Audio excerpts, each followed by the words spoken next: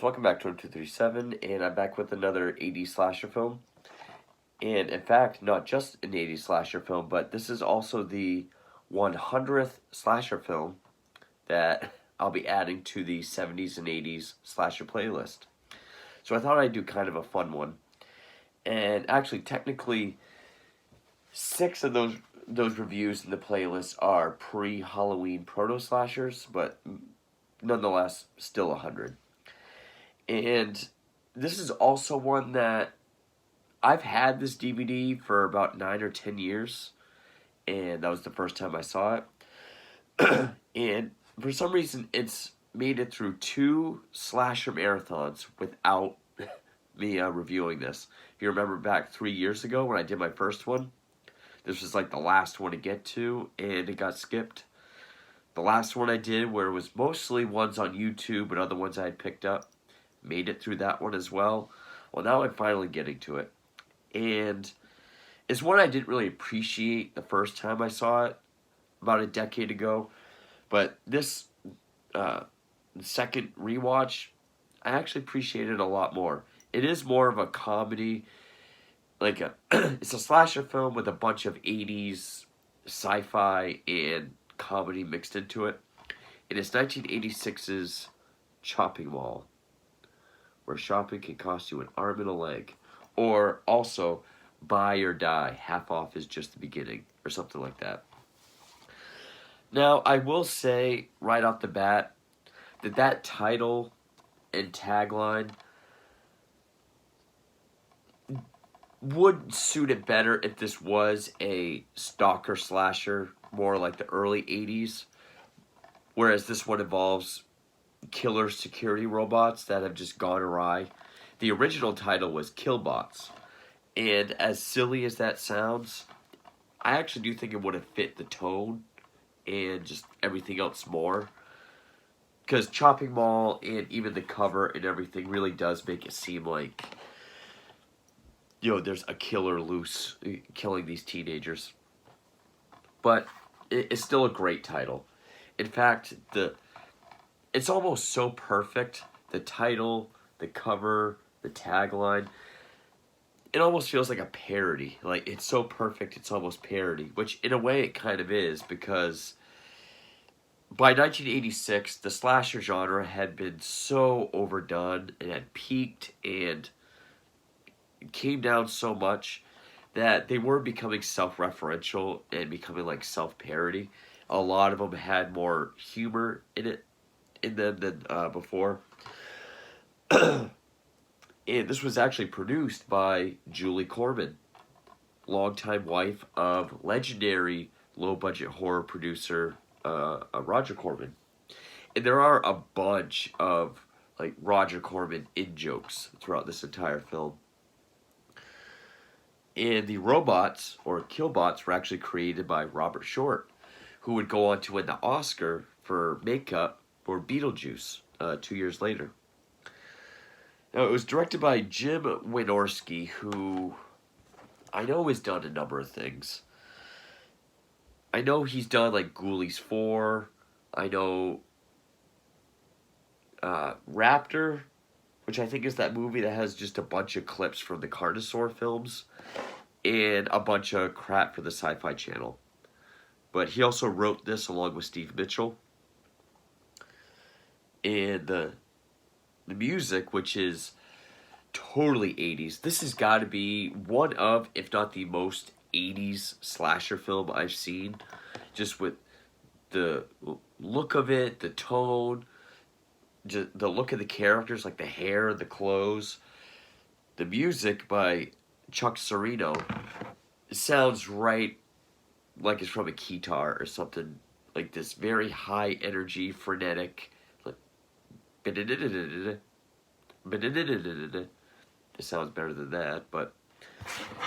And it stars Kelly Maroney, who I think other horror fans will recognize her from Night of the Comet.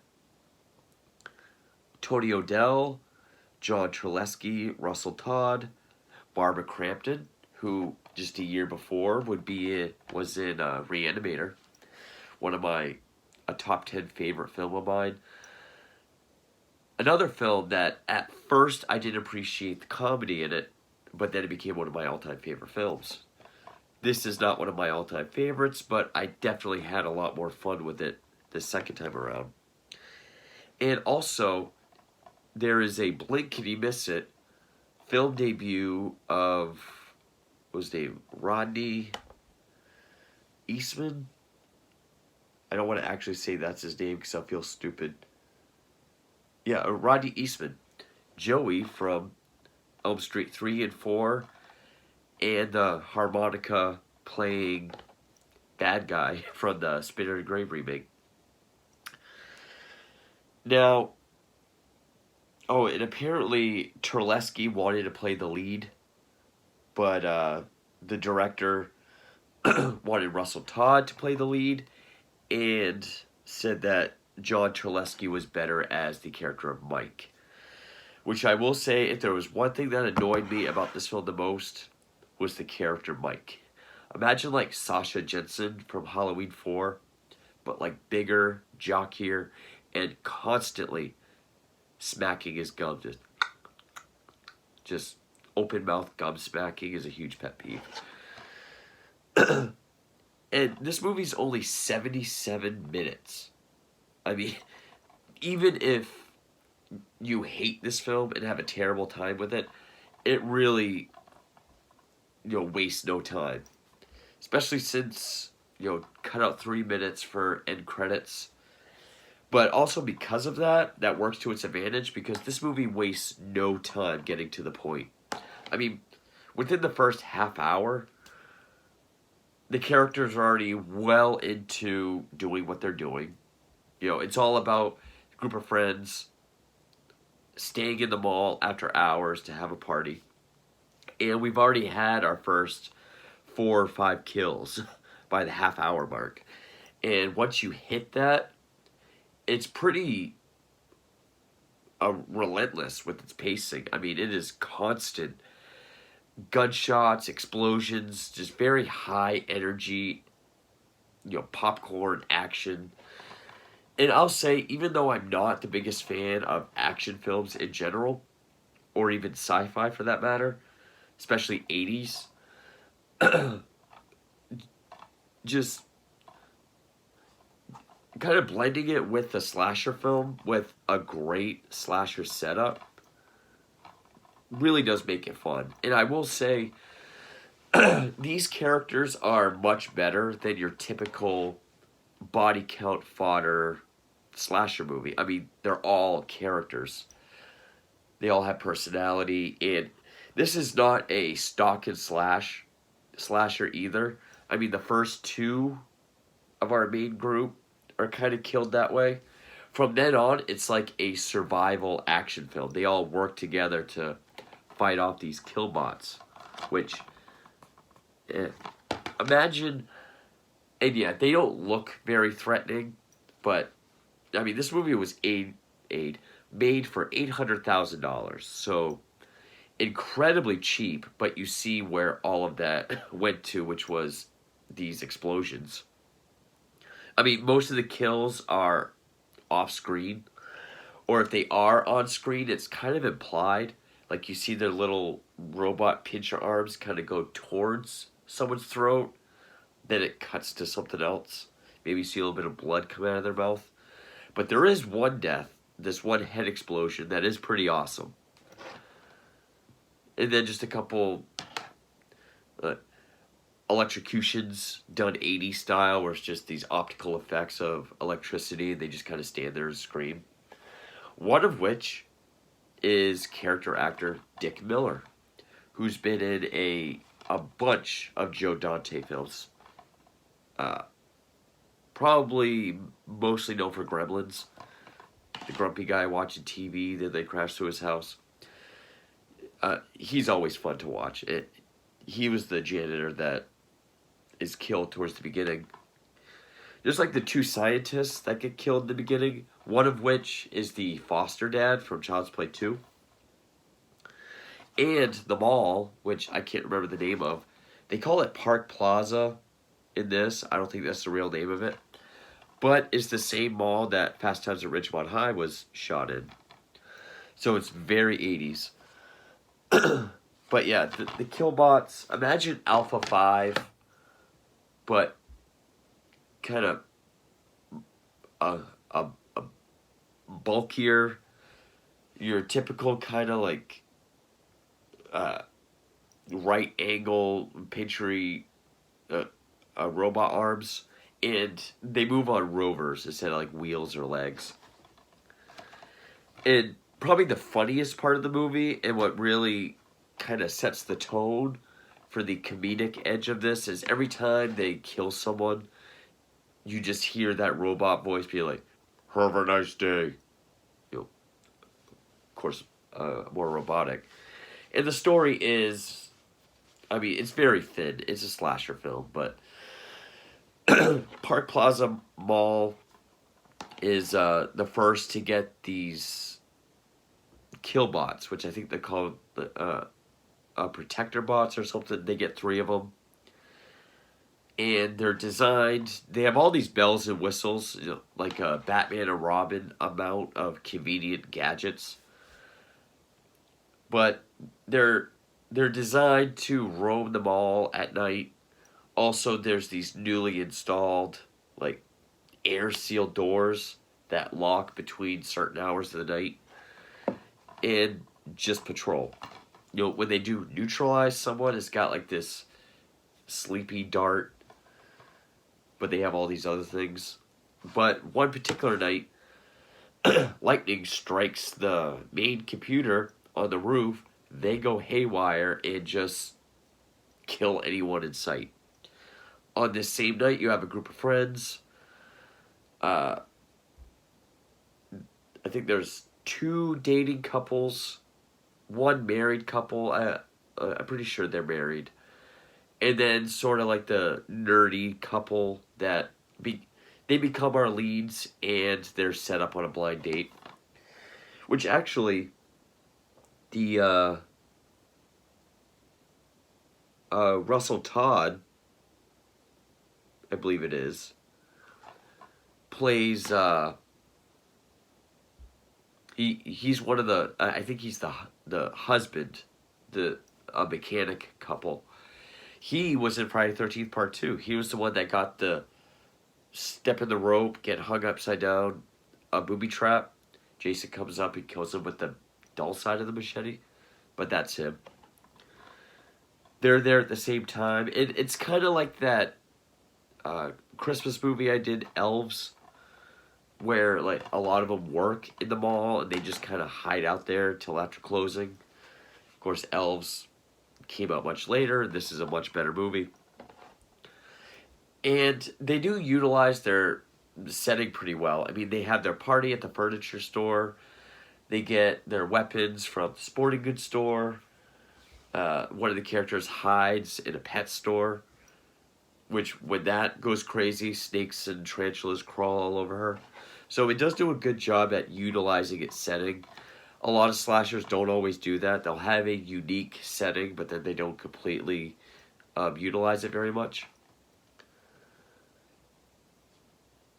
I am partial to the idea of, again, this going with the title Killbots, and then the title Chopping Mall being used as a movie like for like Intruder, which later on Intruder would come out in '89, but like where that's in like a grocery store, you know, Chopping Mall, have it in a mall, have it be the stalker slasher, and it's not very gory, which it doesn't need to be, because you know it does have a decent body count, even if the kills are mostly off screen. But it has good characters, plenty of action and humor and stuff going on to make up for the lack of gore and blood.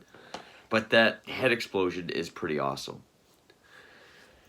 And yeah, I mean, we see the 2 scientists get killed at the beginning, then Dick Miller gets electrocuted, and then when our first 2, the first 2 of the group of friends gets killed at like the half-hour mark, when the girlfriend's the one that gets her head exploded. They all see it from the window, and from then on, it is just nonstop fighting back. And there are a couple times where they hide out in a store, but it never gets boring. Of course, it's great to see Barbara Crampton, uh, being a huge fan of Reanimator. And I think this was the same year that From Beyond came out. Maybe that was 87. But, I mean, I don't really want to spoil all the deaths, but I mean, a couple of them is like one guy gets pinched by the pinchers, thrown off a level. One gets burnt from their own cocktails. They make these Molotov cocktails with gas cans. One of them, they get burnt. Which one guy, I'm not sure which one it is, but Barbara Crampton's boyfriend, he reminded me of Ed Helms so much. And there are a couple really silly deaths. I mean, one guy drives like a mall cart into one of the bots as they're being electrocuted, which in turn shocks him. But given the circumstances, because he does it right after his partner gets killed, wife or girlfriend gets killed, so out of anger he does it. And I don't just want to go from kill to kill throughout the plot, but Kelly Maroney as our lead, I would probably put her up there with like Nancy from Original Elm Street or Ginny from Friday the 13th 2 as a strong and resourceful final girl or lead. She's always the one coming up with ideas and ways to fight back. She's definitely the strongest character. There is kind of a running joke where, like, I think it happens 3 times where she does something successfully. Her date says, "Nice shot." Like, it starts with her throwing something in the garbage. And then it's like, she does it because she makes a shot with a pistol. Or she throws a road flare in a pile of paint and paint thinner to blow up one of the bots. Also, it's funny that these people are listed in the credits because they're only in one scene. Paul Bartel and Mary Warrenoff and Dick Miller. Because they wanted to kind of pay tribute to A Bucket of Blood and Eating Raoul, which Dick Miller was in A Bucket of Blood. I think the other two were in Eating Raoul. But also like the pet store that Kelly Maroney hides in. The camera pans across the sign that is a Little Shop of Pets. I'm guessing a reference to Little Shop of Horrors. But yeah, this is definitely more fun the second time around. I think because the first time I was just expecting like a bloody Friday the 13th-esque slasher. Or that's kind of what I was hoping for. It ended up getting this sort of, I will say cheesy, but when I say cheesy, I do mean it in a good way, like a fun way. I mean, it even ends with Kelly Maroney, before she throws the flare to kill the last one, she even says, like, "Have a nice day," which, yeah, that does also just kind of show, it happens at the end, so it doesn't really set the tone, but really epitomizes, I guess, just how kind of cheesy it is throughout, but it's a fun cheesy. It's definitely entertaining. Goes by very quick, and I mean, for a movie that's less than 80 minutes, it still feels fast. But I mean, the characters are fun. The kills could have been bloodier, but, you know, they did give us one really good one with that head explosion. The music is very, like, guitar or very synth, you know, super 80s.